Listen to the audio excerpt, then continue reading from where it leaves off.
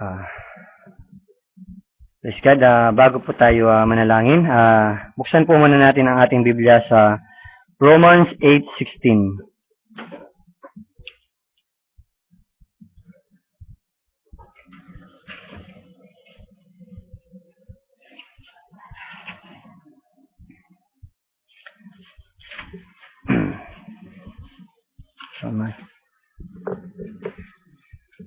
Sa English po, the Spirit itself beareth witness with our spirit that we are the children of God.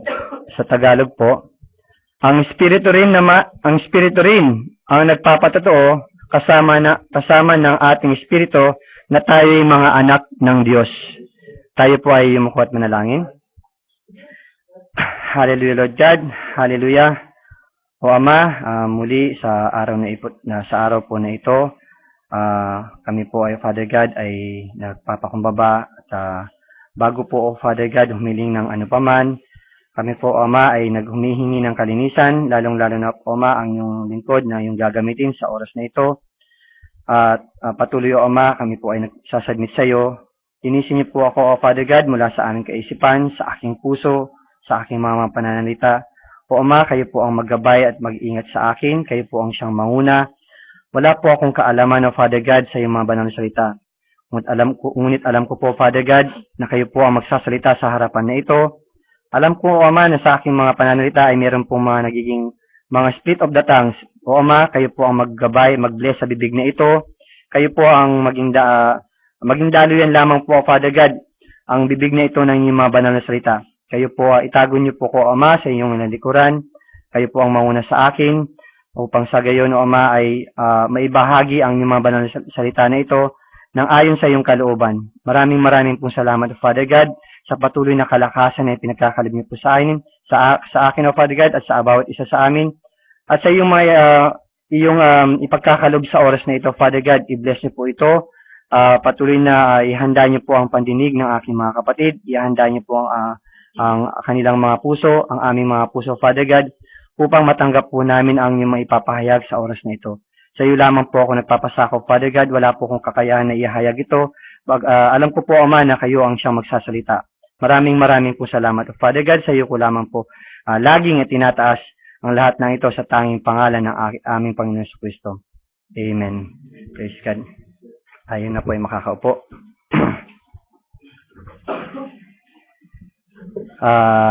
Bago ko po ituloy itong exhortation, gusto ko na rin kunin ang pagkakataon na ito na magpasalamat sa ating Panginoon na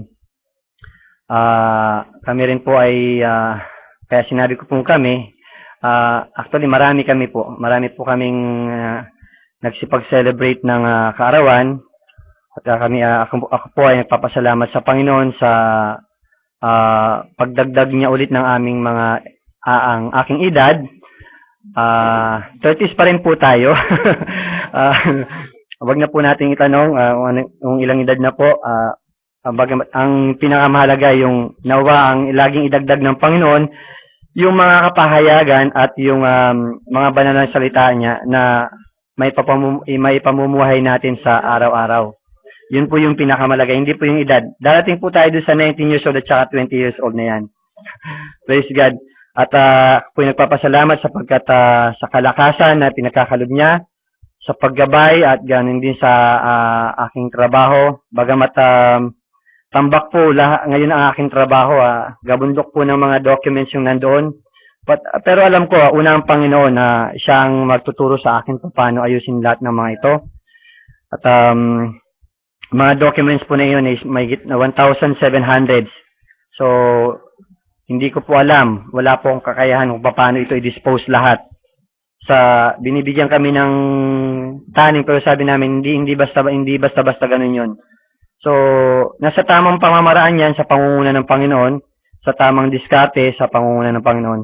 At sa kanya ko lamang laging inaalay. Lagi naman kahit paggising ko pa lang ng umaga sa aking trabaho, sa aking paggising naghahatid na ako, nakaalay na sa Panginoon lahat ng yan. Kaya patuloy na pinupuri ko ang Panginoon sa proteksyon at na pinagkakalob niya sa amin, sa aking mga kapatid na lagi kong hinahatid. Nakikita rin nila kung paano gumalaw yung mga ibang driver. Bagamat kahit nag-iingat tayo, meron talaga. So, hindi yun ang nagiging basyan dun eh. Ang nagiging basyan dun yung paano tayo iningatan ng Diyos. Paano tayo ginagabayan.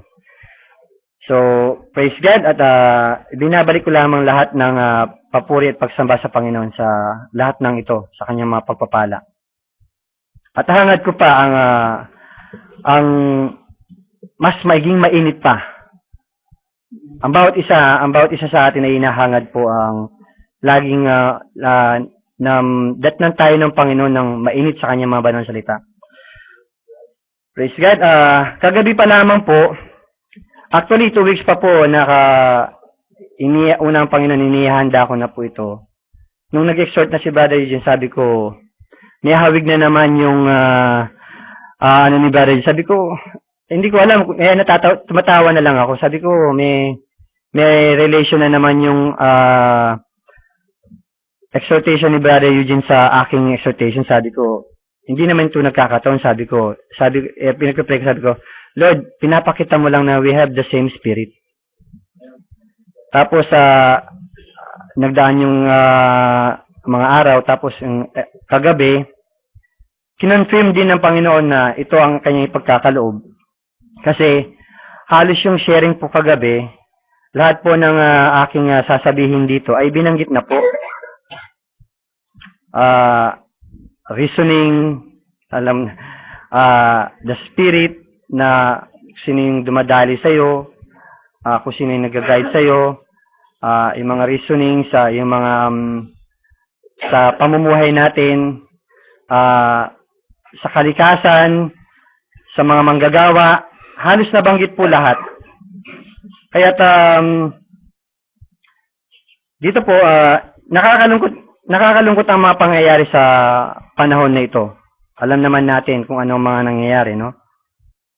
Tulad ng nangyari sa Pilipinas, marami sa mga tao nalulungkot para sa ating mga kababayan o kung saan man may mga sakunang nangyayari.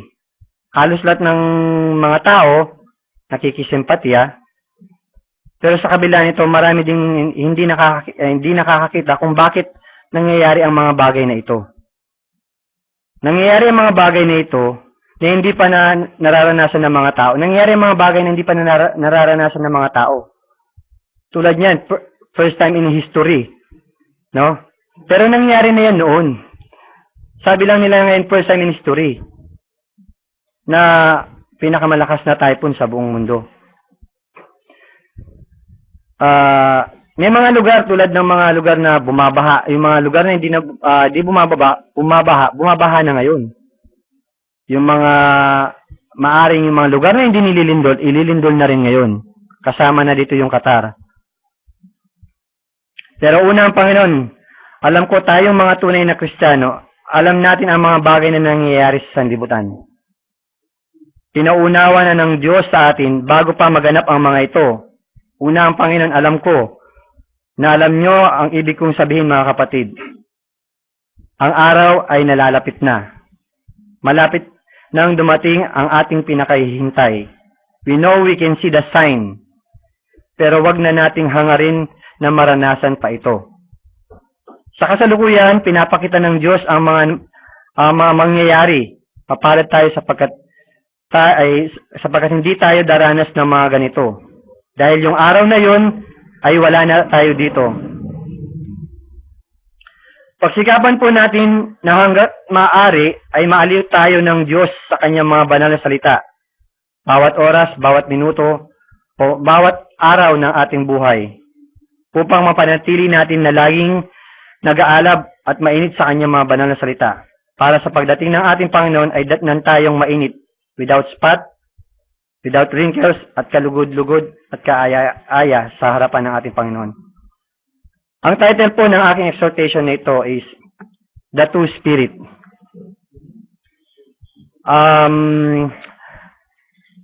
Dahil po sa pag-review ko dito, dati binigyan ko na po ito ng unang Panginoon, binigyan ko na ng title ito.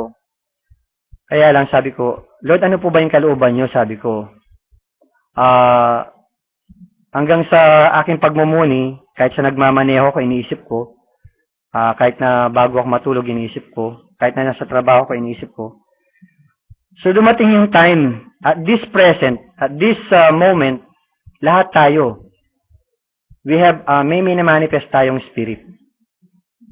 The question is, which spirit that you are manifesting? Alam po natin ang mga bagay na ito.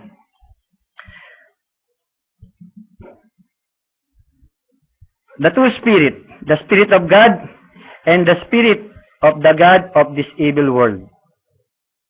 Alam po natin kung sino yung Diyos ng masamang sanlibutan na ito.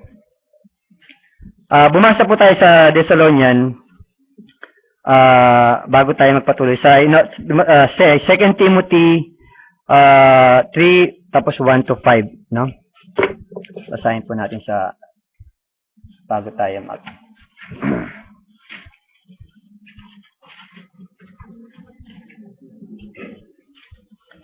2 Timothy 1 to 5. Mas maganda pong basahin natin sa Tagalog. 2 Timothy 3, 1 to 5. Sabi po dito, datapwat alamin mo ito, na sa mga huling araw ay darating ang mga panahong mapanganib, sapagkat ang mga tao ay magiging maibigin sa kanilang sarili, maibigin sa salapi, mayayabang, mga mapagmalaki, mapagtungayaw, masuwayin sa mga magulang, mga walang turing, mga walang kabanalan, walang katutubong pag-ibig, mga walang paglulubag, mga palabintangin, mga walang pagpipigil sa sarili, mga mabangis, hindi mga maibigin sa mabuti, mga lilo, mga matigas ang ulo, mga palalo, mga maibigin sa kalayawan, kaysa mga maibigin sa Diyos, na may anyo ng kabanalan datapwat tinanggihan ang kapangyarihan nito. Lumayo ka rin naman sa mga ito. Nakikita na po natin sa panahong ito, nangyayari ito. Palagay nyo ba, ang pangyayaring ito, kaninong espiritu ang sumasanib sa mga taong gumagawa nito? Sa panahon ngayon, marami po. Kaninong espiritu ang kanilang inadapt? Tayo po mga Kristiyano ay magsipag-ingat po tayo. Kahit nagbigay din po ang Diyos ng signs. Dadako din po tayo diyan sa kung ang kalikasan at as a human, nagbigay din po ng signs. Sabi nga po dito sa Romans 8:22, for we know that the whole creation groaneth and travaileth in the pain together until now. And not only they, that ourselves also which have the first fruit of the Spirit, even we ourselves growing within ourselves, waiting for the adoptions to wit the redemptions of our body. Kahit man ang sanlibutan ay umihibik din, ganun din naman tayo humihibik din, na nawa ay alisin na tayo ng Panginoon dito. Isa sa mga sign na nabanggit natin kanina sa mga pangyayari as a human, isa ito sa mga binigay ng sign ng Diyos na malapit na. Isa ito sa mga sign na kasi mga tao, nakikita na natin, wala nang pagkamalumanay, wala na yung disorganized na mga tao, maibigin na sa sanlibutan. Ang mga Kristiyano hindi po ganito. Ang mga Kristiyano ay meron mga pag-iingat, merong mga tamang pananalita, may tamang mga pagkilos, may tamang mga pagdesisyon. Napakabuti ng Diyos. He gave us two signs. First sign is as human, and the second sign is nature. Diba sabi sa Luke 21:7, at hanggang ako na lang po ang magbabasa. And they asked him, saying, Master, but when shall these things be? And what sign will there be when these things shall come to pass? And he said, take heed that ye be not deceived, for many shall come in my name, saying, I am Christ, and the time draweth near. Go ye not therefore after them. But when ye shall hear of wars and commotions, be not terrified, for these things must first come to pass, but the end is not by and by. 10. Then said he unto them, Nations shall rise against nations, and the kingdom against kingdom, and great earthquakes shall be in divers places, and famine, and pestilence, and fearful sight, and great signs shall this be from heaven. Ito yung dalawang signs, no? Bukod dun sa marami sa panahon ngayon, ginawa ng kalakal. This is also part of the sign. Ginawa ng kalakal yung salita ng Diyos. Maraming paparito na sila daw ang tunay na mga Kristiyano. Sila daw ang may tunay na church. Pero kitang-kita naman mula sa manggagawa at sa kanilang mga mananampalataya. Likong-liko. Sa gawa pa lang, sa pananalita pa lang. These are the signs. Maraming paparito sa pangalan ng Panginoon. Marami. Marami na po mga relihiyon. Marami na pong mga nasi-open. Bakit po? Anong ginagawa nila? Ginagawa nilang kalakal. Binibusiness nila. Sino itong mga to? Which spirit that they are adopting? This is part of the sign. At mapapalad po tayo, nakikita natin na ito ang hindi mga tunay na Kristiyano. Na ito yung mga nagpapanggap. Na ito yung sinasaniban ng Diablo. Bakit po sinasabi natin sila sinasaniban ng Diablo? Dahil sa manggagawa pa lang, hindi mo makikita ang humbleness. Hindi mo makikita sa kanilang kapahinahunan. Pag nasalin mo ang kanilang ego, mas mataas pa ang boses sa'yo. Maraming mga denominations na nagkalat po dito. Pero nawa kung nagre-reveal sa kanila ang Diyos, ma-unite na lahat ng mga hinirang ng Diyos. Pero ilan lang po tayo. Tama din naman po ang sabi ng Biblia, kukunti lang ang maliligtas, hindi po marami. Nagsidamihan na yung mga yan dahil hindi nila kilala ang kanilang Diyos, hindi nila kilala ang kanilang sinasamba, at lahat ng mga ito ay naging modern. And which is spirit that they are adopting? At sinong Diyos ang kanilang sinasamba? Kahit ang kalikasan ay binigyan ng sign sa atin. Tingnan niyo po mga nangyayari. Nakikita ng mga tao, climate change. Pero ang mga tunay na Kristiyano, anong nakikita dito? It's a sign that the time is very, very near. Hindi po ito yung climate change lang yan. O nabanggit nila na ginawa ng microwave, ano ba yan? So, hindi po. For us, true Christians, knows these things kung ano mga nangyayaring ito. Sa mga tao nakikita natin, sa kalikasan nakikita natin. Sino ba ang nag-rebel dito? Bakit hindi nakikita ng mga ibang tao? Bakit hindi nakikita ng ibang denominations? Because the spirit that they are adopting is the spirit of this world. This God of this evil world. If they only humble themselves, ang mga manggagawa, at kung sino man ang sino man mga denominations, God will reveal to them the best things that servant of God is to be humble para makapag-empty themselves, para sa ganyan ay makapagpahayag ang Diyos. Huwag kang mahiyang ihayag mo ang katotohanan. Huwag kang mahiyang nagkamali ka. Tao tayo. Huwag mo kayang sa congregation mo, nagkamali ka. Sa aminin mo nagkamali ka, naminin mo wala kang alam, at doon maghahayag sa iyo ang Diyos. Pero sa panahong ito, baliktad po. 30 years na ako sa pananampalatayang ito. Nag-fasting pa ako. Kaya lahat ng sharing kagabi, sabi ko, Praise God, sabi ko, it's just giving me a confirmation. Sa Thessalonian po, medyo magbabasa po tayo ng medyo mahaba. 1 Thessalonian 5 to 24. Mas maano din po sa Tagalog.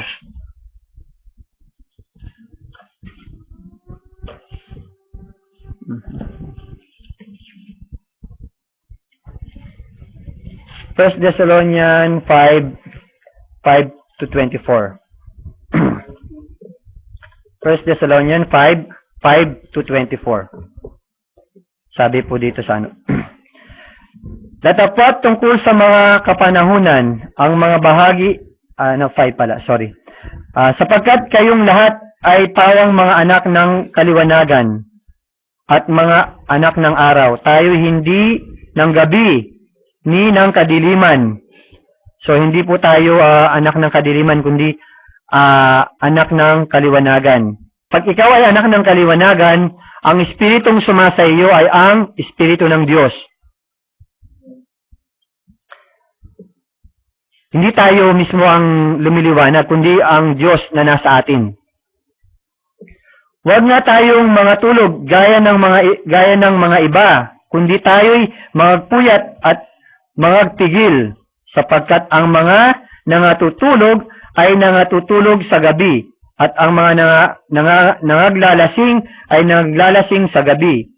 Datapwat palibhasay, mga anak tayo ng araw, magtigil tayo na isuot ang mabuti ng pananampalataya,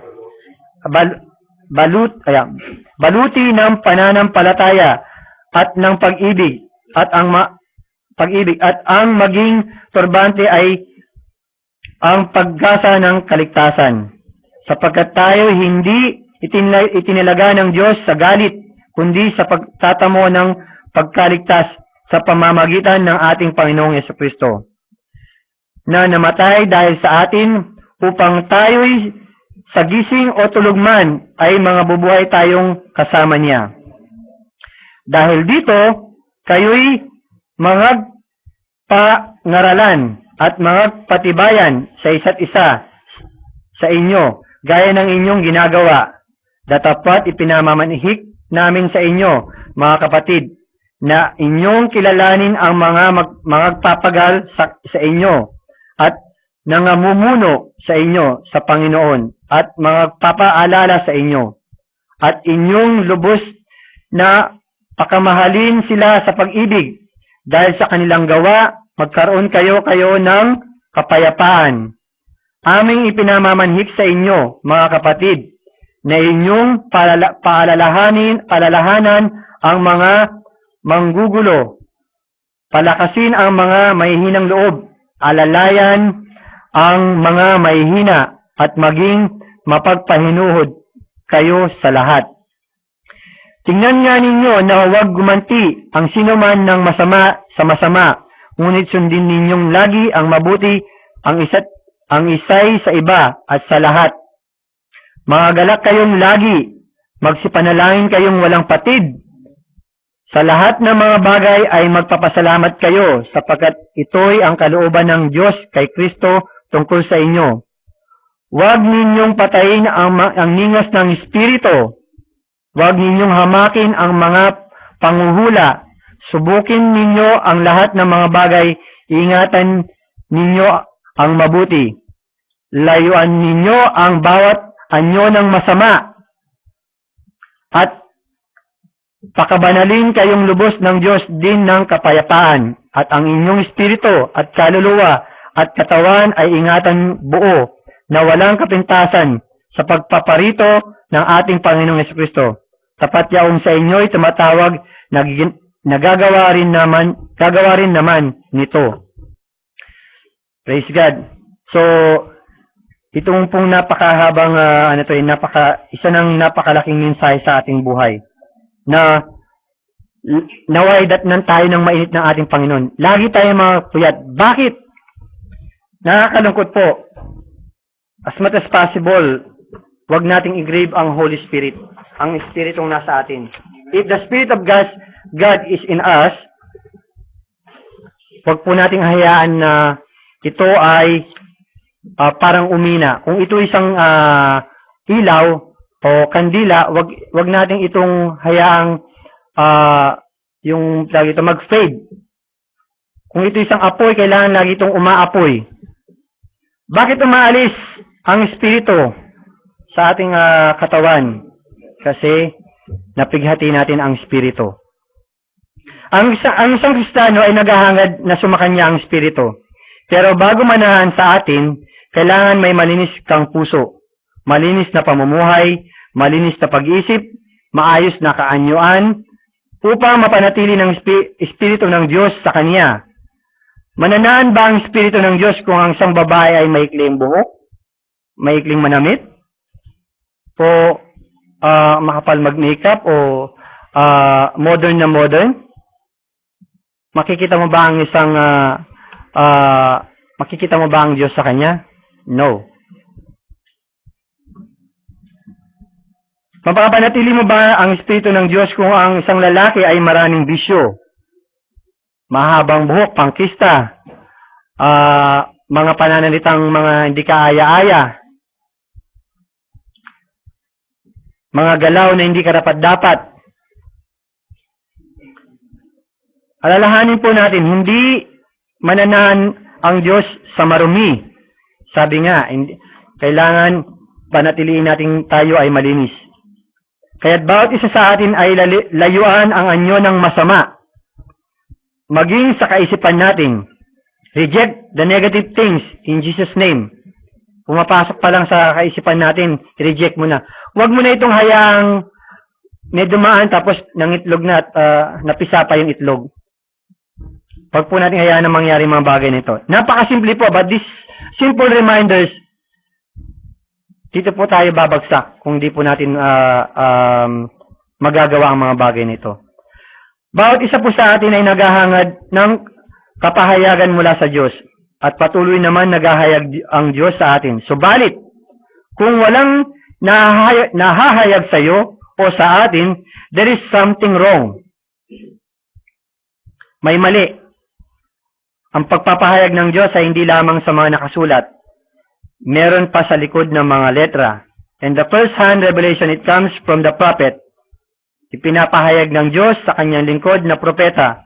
Una ang Panginoon, pinaisip ng Diyos sa akin. Ang kalikasan, pinaisip ng Diyos sa akin ang kanyang mga banal na salita. Wala pong exempted dito. Pag sa kalikasan, created by God, nagkakaroon tayo ng mga interest. Na-amaze tayo. Namamangha tayo. It gives us pleasure. Minsan, interesado pa tayong pumasyal dyan. Minsan, pinagtutuunan talaga natin ng mga pinagtutuunan natin pansin. Nagagandahan tayo sa nilikha ng Diyos. Nagkakaroon tayo ng interest. The nature speak for himself. Isang malit na halimbawa. Kunyari, kami lang ni Sister Baby pag lumalabas kami. Nagiginhawaan kami pag nakikita namin yung mga halaman. Namumunga na, kulay green, matataba. Nagkakaroon tayo ng damdamin na lumuluwag yung ating pakiramdam. We are connected with nature. Hindi lang sa kalikasan. Kasama na ang mundong ito, we are much interested in modern technology. Alalahanin po natin, inagaw na ng diablo ang mundong ito. Kaya tinawag nga siyang God of this evil world. Mga kapatid, is our mind diverted this world? Is our heart diverted this world? Is our spirit diverted this world? Kaninong espiritu ang nasa atin? Sa salita ng Diyos, the Word of God, sabi ko nga, is our heart and mind diverted by this world? Na-divert na nga ba? Kung hindi, why we have so many reasons? Ito na nga po, nababanggit ko na yung reasoning. Why we have so many reasons when it comes to not attending the sharing? Thursday, you have the time. Why we have so many reasons? Kasama po ako dyan, hindi po ako exempted. Lahat po tayo. Why we have so many reason when it comes to not reading the Word of God in daily of our life or even a message. Why? We have so many reason. Alam niyo po, alam nating lahat kung anong dahilan. And that reason is not good.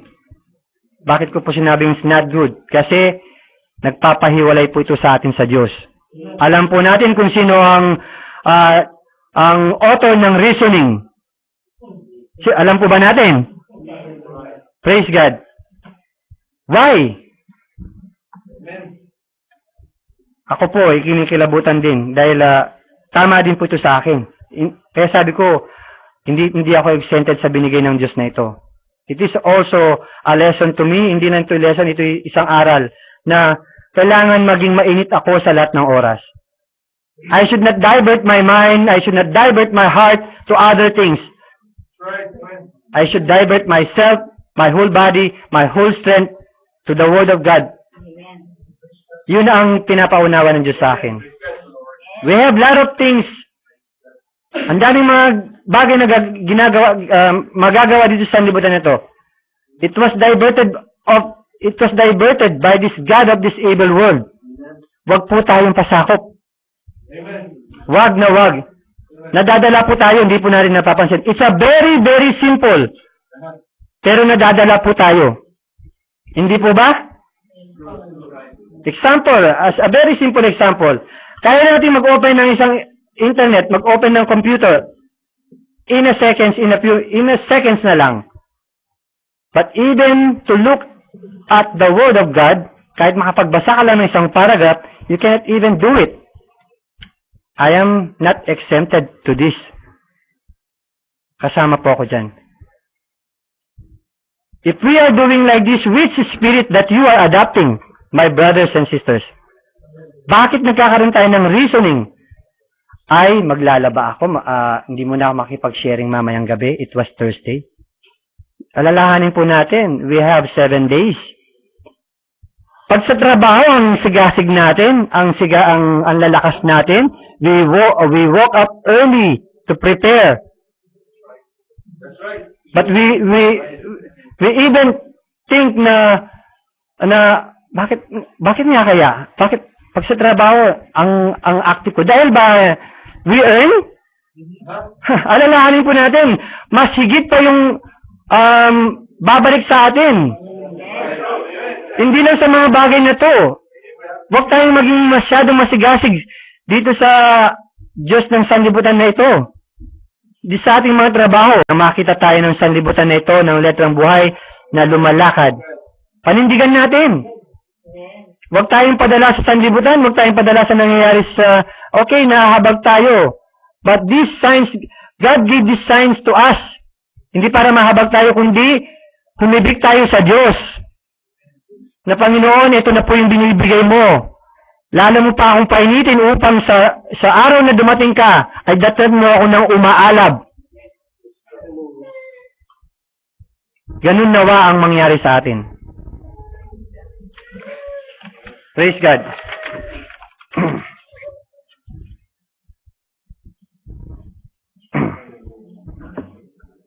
Which spirit that you are adopting, my brothers? Pag ikaw ay nanlulumo at hindi mo ma-recover yung sarili mo, ibig sabihin, you lost connected with God. Let the mind of Christ be in us. Let the Spirit of Christ in us. If the Spirit of Christ is, if the mind of Christ is in us, hindi mo daranasin yung panlulumo. Kung ikaw ay nangihina, lalo ka pang mag-aaten. Baga, lalo mo pang pagpupursigin. Kasi pag natapos na lahat ng mga battles na ito, puro blessings na darating sa atin. Kaya ganun nga yun eh. Kasi kung nandun mo ka lang ng konti, medyo na gano'n ka lang, at tapos bilang dinire-diretso mo na, anong pinagtagumpayan mo? Kaya hinihiling mo, paano ibibigay sa'yo ng Diyos?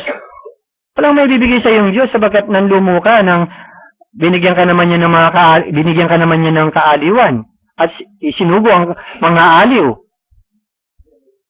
Because we have so many reasons. So, praise God. And lastly po, Mark 12:30. And thou shalt love the Lord thy God with all thy heart, and with all thy soul, and with all thy mind, and with all thy strength. This is the first commandment. Hindi lang po ito dahil sa this is the first commandment, but this is the first things that we have to do. Let the Spirit of Christ be in us. Let's reject the reasoning. Let's reject the alibis. Praise God. Let's stand up and let's pray. Ito lamang po tayo dinala ng Panginoon. Hallelujah, Lord God. Hallelujah. O Ama, muli, naibahagi, O Father God, ang iyong kalooban, O Father God, ng iyong mga banal na salita, na patama po ito sa akin, O Father God. Patama po ito sa aming lahat. Na alam po namin nagiging lazy kami, O Father God. O Ama, patuloy kami ay nagpapakumbaba, umihingi ng kapatawaran sa anumang aming mga naging reasoning. And I know that this reasoning is not for us. Tanggalin mo ito, O Father God. Kundi, Ama, ay painitin mo po kami lalo sa iyong mga banal na salita. Bigyan niyo po kami, O Father God, lalo ng mga interest, ng mga ikaka-amaze po namin, O Ama. Upang sa gayon, O Father God, manumbalik ang aming kalakasan. Upang sa gayon, O Ama, ay makapanatili ka sa aming mga puso. Patuloy, O Father God, hihingi kami ng kalinisan mula sa aming kaisipan, sa aming puso, sa aming mga pananalita, sa aming mga gawa. Sapagkat, Ama, alam po namin, we always fail to the little things. O Ama, wag po pong pahintulit ang mga bagay nito. Mga napakaliliit na bagay, O Ama, natitisod po kami. O Ama, wag na po nawang mangyari ito. Sa mga maliliit na bagay nito ay patatagin niyo po kami. Naghahangad po kami ng mga higher revelation. Bagamat nagpo-fail kami sa mga simple things, O Ama. O, nakikita po kami ng mga tao sa sanlibutan. Nawa ang iyong ilaw ang siyang makita sa amin, O Father God. Patuloy na bigyan niyo po kami ng humble heart. Patuloy na bigyan niyo po kami ng papakumbabang puso. Malinis na pamumuhay na makita kami, O Father God, na lumalakad sa sanlibutan nito.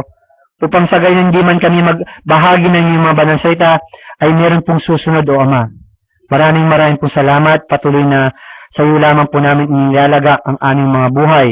Mula sa aming kaisipan, sa aming puso, ang aming puso't kaluluwa, ang aming kalakasan ay sa iyo lamang po namin iniaalay, O Ama.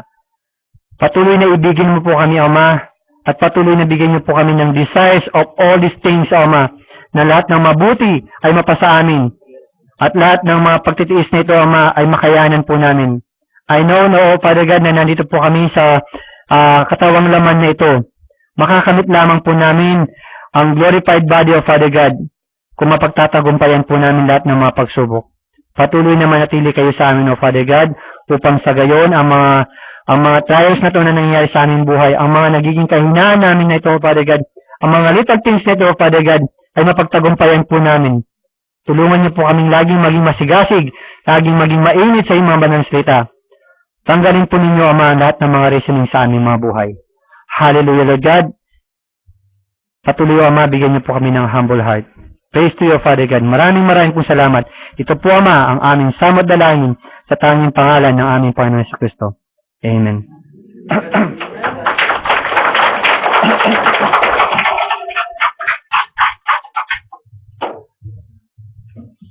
Praise God. Salamat sa Diyos sa mensahe ng exhortation. Tunay na open rebuke is better than secret love. Salamat sa pag